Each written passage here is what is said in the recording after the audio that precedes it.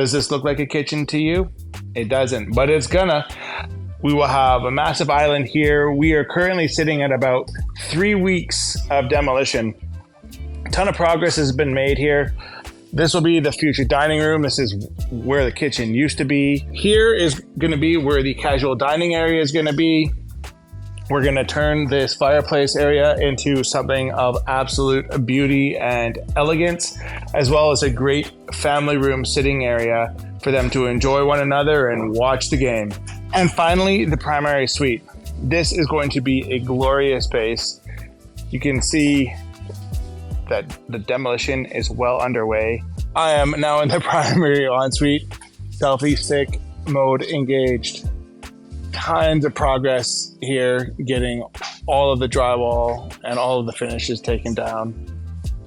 Drywall on the ceilings all done. Working our way back into the bonus sitting room. This is a really cool space. Talking about having a master retreat. Wonderful space here. A ton of progress made by the Sprucehill team over the last 3 weeks. We really know how to get things done. If you have a project you're thinking about engaging somebody in, consider Sprucehill. We got your back. We're good at what we do.